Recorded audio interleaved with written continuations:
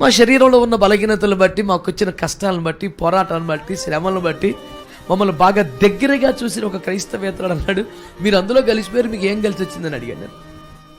నీకు బాగోదు, మీ ఆవిడికి బాగోదు, ఎప్పుడు ఏదో తలకే నొప్పే, ఎప్పుడు ఏడుచుకుని తత్తారు పొద్దున్న నుంచి, మీకు ఏం కలిసి వచ్చిందా, పెద్ద పోసుకోవడంలోకి వెళ్ళిపోయారు అని అడిగితే నేను అన్నాను, ఆయనే మాతో కలిసి నడుస్తున్నాడు సార్, ఇంకేం కలిసి రావాలి. బుద్ధి జ్ఞానము సర్వసంపదలు ప్రభువులో ఉన్నాయనేది మా విశ్వాసం. ఆయనకు వెలుపట వేరొక సంపద మాకు సంతోషం కలిగించింది. అసలు ఉదాహరణకి ప్రభు శరీరం, ప్రభు రక్తం అని చెప్పి ఎంత రొట్టి మొక్క, ఎంత సొక్క పోతారు మా చర్చిలో, దానికోసం నువ్వు 5 స్టార్ హోటల్ ఇచ్చే ₹1,00,000 విందును మేము చీకొట్టేస్తామని చెప్పాను. వాడు అంటాడు, ఎవడి పిచ్చి వాడికి ఆనందం అన్నాడు. సరిగ్గా నీకే వర్తించి తెలుపు అని చెప్పాను. దేవునికి స్తోత్రం కలుగును. Download ShareChat.